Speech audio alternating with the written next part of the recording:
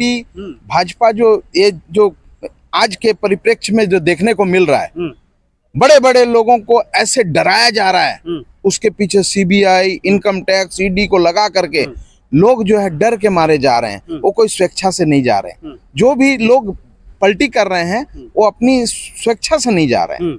उनके साथ जो है ना ऐसी स्थिति परिस्थिति को पैदा कर दे रहे हैं कि वो मोदी वॉशिंग पाउडर में धुल के साफ होना चाह रहे हैं, क्योंकि अभी जो मशीन है, वॉशिंग मशीन, वो मोदी जी के पास है और किसी के पास है नहीं। जितने जो फंडा चल रहा है वो एक दलीय शासन की तरफ ले जा रहा है। अगर 2024 में जनता जागी नहीं और पूरे लोग यूनाइट नहीं हुए तो ये एक दलीय शासन की तरफ हो जाएगा, सिंगल पार्टी रूल रहेगा और यहाँ हिटलरशाही या चाइना या रूस की तरह यहाँ शासन होगा।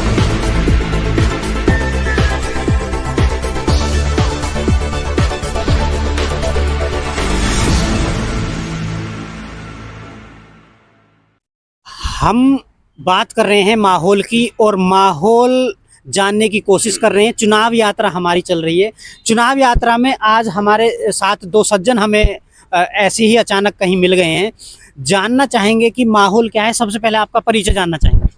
मैं के शुक्ला, झारखंड प्रदेश कांग्रेस कमेटी का सचिव हूँ। अच्छा, आप कांग्रेस जी सदस्य हैं? हाँ। तो मैं ये जानना चाह रहा हूँ कि जो माहौल आज के समय में चल रहा है, ईडी, सीबीआई और जो बीजेपी में चला जाता है वो दूध का धुला हो जाता है, बाकी सब भ्रष्टाचारी।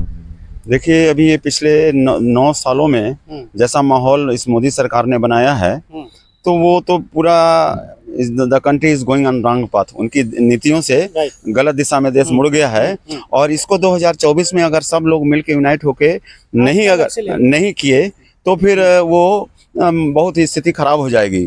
और ये जो मोदी के जितने जो फंडा चल रहा है वो एक दलीय शासन की तरफ ले जा रहा है। अगर 2024 में जनता जागी नहीं और पूरे लोग यूनाइट नहीं हुए तो ये एक दलीय शासन की तरफ हो जाएगा, सिंगल पार्टी रूल रहेगा और यहाँ हिटलरशाही या चाइना या रूस की तरह यहाँ शासन होगा।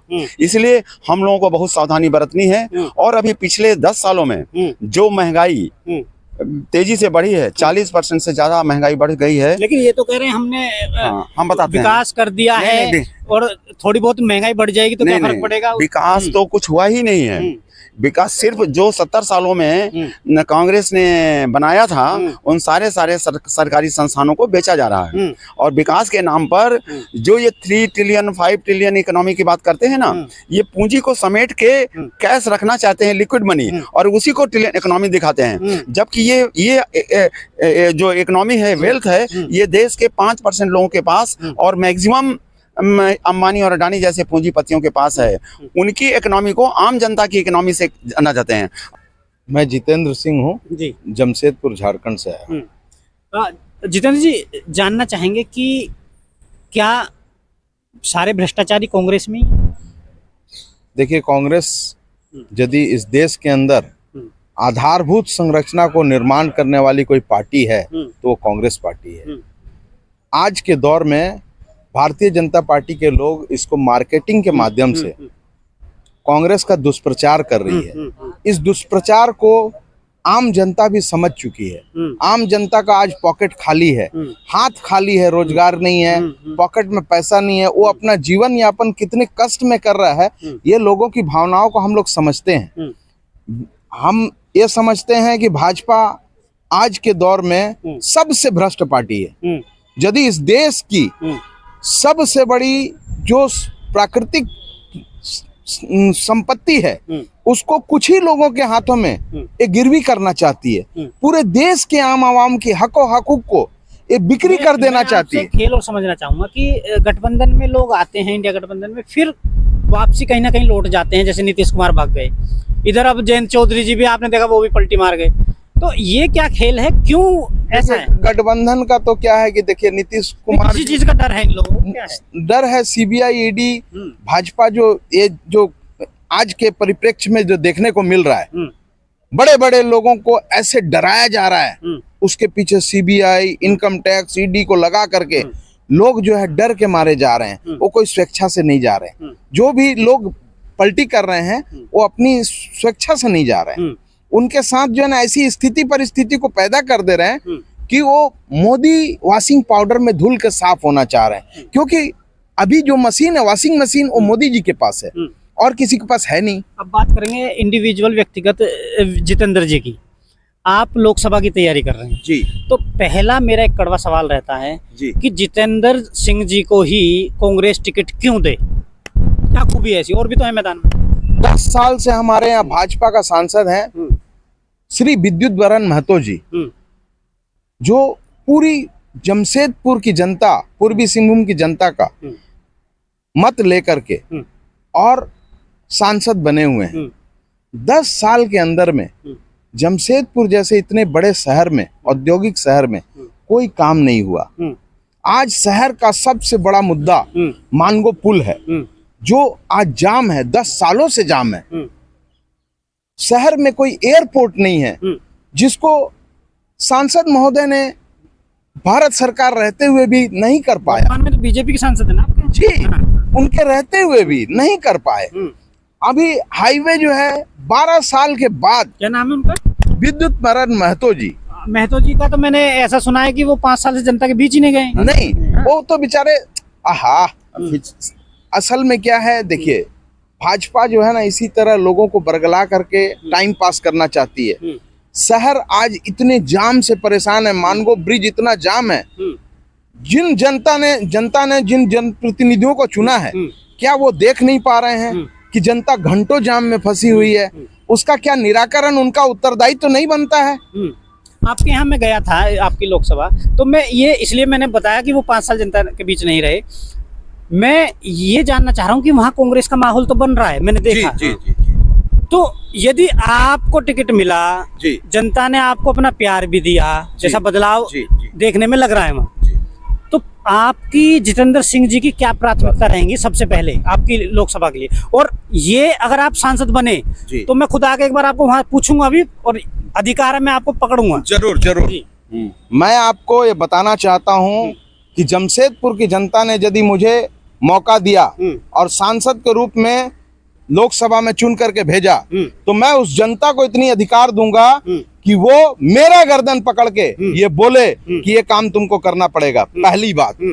दूसरी बात, जमशेदपुर को अंतर्राष्ट्रीय हवाई अड्डा किसी भी सूरत में देना पड़ेगा, वो कंप्लीट करा के दूंगा। मानगो ब्रिज जो आज जाम में, मानगो की जनता और पूरे शहर के लोग परेशान है, उस जाम से पहले मुक्ति दिलाने का काम करेंगे। दूसरी बात, पूरे शहर में अब व्यवस्थित है पूरा व्यवस्था। टेम्पू वाले बेचारे परेशान है, सब्जी वाले परेशान है, सभी को एक उत्तम व्यवस्था देना मेरी प्रथम प्राथमिकता होगी। नहीं, आप केवल ये चीज आज ही कह रहे हैं या आप इन चीजों पर अटल रहेंगे? मैं एक पत्रकार होने के नाते आपसे वादा लेना चाहूंगा, एकदम वादा करता हूं। अगर आप इस वादे के खिलाफ गए और आपने भी अपने सांसद, पुराने सांसद की तरह वीआईपी कल्चर को अपनाया, आपके साथ चारों तरफ गनर खड़े हुए मिले और एक गरीब आदमी आता है, वो गनर देख के और बंदूकधारी देख के वापसी लौट जाता है, गरीब आदमी बात नहीं कर पाता, तो आप भी वीआईपी कल्चर तो नहीं अपना लेंगे? आपको मैं बहुत साफ बोलना चाहता हूँ, एक एक जनता का उत्तरदायित्व को और उसकी आकांक्षा को पूरा करने का जिम्मेदारी होगा हमारा, यदि हमको जनता वोट देती है तो। और मैं उसकी दर्द और उसकी भावनाओं को बाखूबी समझ करके उस पर यदि काम नहीं कर पाया, 5 साल के बाद उस जनता से वोट मांगने उसके दरवाजे पे दोबारा नहीं जाऊंगा। आप प्रतिनिधि बनेंगे, प्रतिनिधि अपने आप में सक्षम होना चाहिए। चुनाव में खर्चा होगा, क्या आप उसके लिए सब तैयार हैं? मैं अपने खर्च पे पार्टी का सिंबल खाली दरकार है मुझे, मैं अपनी खर्च पे चुनाव लड़ने के लिए सक्षम हूँ और मैं पार्टी को एक सांसद जिता के दूंगा। मैंने जमशेदपुर में गरीबी देखी है, मैं गया था, वहाँ पे मैंने एक सबसे बड़ी कमी देखी कि जो विधवा पेंशन है, वृद्धा पेंशन है, उनको सांसद नहीं दिलवा पाए। क्या आप दिलवा पाएंगे? और गरीब को आप शिक्षा नहीं दे सकते, आवास नहीं दे सकते, एक समय का भोजन दिलवाने का आप वादा करते हैं? सारी व्यवस्थाएं वहाँ उपलब्ध हैं, किंतु उसको सुव्यवस्थित करना है। जो लोग जो है ना, जो चुन के जाते हैं जनप्रतिनिधि, वो करना नहीं चाहते, अपनी जिम्मेदारियों से भागते हैं और टाटा कंपनी की दलाली में उनका समय बीत जाता है, टाटा कंपनी की सुविधाओं को ग्रहण करते हैं। मैं आज भी सरकारी क्षेत्र में रहता हूं और टाटा की किसी भी सुविधा को नहीं लेता और मैं आगे भी नहीं लूंगा, इसका वचन देता हूं आपको। ठीक है, जितेंद्र सिंह जी ने ऑन कैमरा वचन दिया है और कहीं ना कहीं अगर हमारी भी शुभकामनाएं हैं इनको, अगर ये सांसद बनकर आते हैं तो इनसे सवाल हम करेंगे। हम जमशेदपुर आकर ही अगर हमें ऐसा पता चलता है, क्योंकि हम जाते रहते हैं, कि वीआईपी कल्चर में आ गए हैं और जनता के बीच नहीं जा रहे हैं, तो कहीं ना कहीं जितेंद्र सिंह जी को हम अपने अधिकार से पकड़ेंगे कि आपने ऑन कैमरा ये बोला था। एक और मैं आपसे वादा लेना चाहूँगा, झारखंड का जो माहौल है, माहौल की बात करेंगे थोड़ा सा। मैं जानना चाह रहा हूँ, आपके यहाँ जो गरीब बेटियाँ हैं जिनकी शादी के लिए फाइनेंशियली दिक्कत आती है, तो आप सांसद बनेंगे, क्या रहेगा ऐसी बेटियों के लिए आपकी तरफ से? हमारी कोशिश रहेगी सभी के लिए, गरीबों के लिए जो उत्तम व्यवस्था हो कर सके वो करेंगे, और यह हमारी पहली प्राथमिकता होगी, इसमें कोई दो मत नहीं है। और मैं आपको भी पत्रकार होने के नाते बोलता हूँ, आपको भी इतना अधिकार होगा ना कि अपने सांसद को गर्दन पकड़ के बोल सके कि ये काम तुमको करना होगा, तुम्हें जनता ने वोट दिया है, तुम जनप्रतिनिधि हो, तुमको करना ही पड़ेगा। एक सवाल और करूंगा मैं आखिरी, पहले आपसे माहौल की आप जो बात कर रहे हैं झारखंड की, उसका झारखंड में ये मोदी की सरकार 3 बार, जैसे अन्य 8 देश के 8 अन्य राज्यों में उन्होंने सत्ता बदली, बीजेपी हारी, कांग्रेस की सरकार आई, लेकिन तोड़ फोड़ और खरीद फरोख्त के जरिए, हॉर्स ट्रेडिंग के जरिए मोदी और अमित शाह का जो मुद्दा है मेन पूरे हिंदुस्तान में, उसी तरह झारखंड की सरकार को उन्होंने पहले भी अटेम्प्ट लिया, अभी फिर दोबारा अटेम्प्ट हुआ, लेकिन झारखंड में कांग्रेस और जेएमएम की गठबंधन की सरकार है, उसमें उनको बीजेपी को मुंह की खानी पड़ी और बहुमत उन्होंने अच्छा, हम लोग काफी भारी बहुमत से आए। जब उसमें भी बीजेपी नहीं सकी तो एक झूठा मुकदमा लगा के हमारे मुख्यमंत्री हेमंत सोरेन जी को बंद किया है, जो कतई कोई वाजिब नहीं है। उसके नाम ना कोई जमीन है, ना उसके नाम कोई है, लेकिन जमीन के नाम पर झूठा मुकदमा लगा करके ईडी के और सीबीआई के द्वारा लोग फंसाया जा रहा है। मोदी सरकार की ईडी सीबीआई अभी वो सरकारी संस्थान नहीं रहा, वो बीजेपी में जैसे सांघिक इकाइयां होती हैं ना, यूनिट होती हैं, वो इनका विभाग बन गया है और उसी के मध्य ये लोग हटा रहे हैं। और उसी क्रम में हमारी सिंहभूम, पश्चिमी सिंहभूम की सांसद गीता कोड़ा को उन्होंने परसों लिया है, क्योंकि उनके पति भूतपूर्व मुख्यमंत्री मधु कोड़ा थे, चीफ मिनिस्टर, जिनके ऊपर भी बहुत सारे आरोप हैं, और उसी दबाव के चलते वही ईडी सीबीआई का डर दिखा के गीता कोड़ा को अपने पार्टी जैसा सर कह रहे हैं, क्या जितेंद्र सिंह को डर नहीं लगता ईडी सीबीआई से? कल पता चला कि आप सांसद बने और आपको भी जेल में डाल दिया गया, तो डर जितेंद्र सिंह डरते हैं या नहीं डरते? डर तो उन्हें होगा ना जो काम करते हैं। मैंने आज तक जीवन में किसी भी गलत का अनुसरण नहीं किया है, और हमारे पास माने राजनीति में होने का पहला उत्तरदायित्व होता है, जो लोग राजनीति क्षेत्र में हैं उनको भी ये अनुसरण करना चाहिए कि अपने अंदर कोई कमी नहीं रहने दीजिए कि कोई आपको डरा सके। और राहुल गांधी का जो संदेश है ना, डरो मत, झुको मत, लड़ो, हम लड़ेंगे, हम लड़ेंगे। कहीं ना कहीं जितेंद्र सिंह जी अपनी मजबूती पे खड़े हुए हैं और लोकसभा की दावेदारी कर रहे हैं, हमारी भी शुभकामनाएं हैं। लेकिन कहीं ना कहीं ऐसा ना हो कि जितेंद्र सिंह जी चुनाव जीतें और डर के मारे बीजेपी में भाग जाएं, तो ऐसा हो सकता है? ऐसा नहीं होगा। हमारे पूर्वजों ने कांग्रेस की पुराना सेवा दी है। मेरे पिताजी मास्टर साहब स्वर्गीय रामजन्म सिंह कांग्रेस के नेहरू जी, इंदिरा गांधी जी और जगजीवन राम जी की बहुत सेवा किए हैं, उस समय के नेता रहे हैं कांग्रेस के। मेरे नाना जी भी कांग्रेस के जमशेदपुर में सेवा दिए हैं, स्वर्गीय रामचंद्र सिंह जी।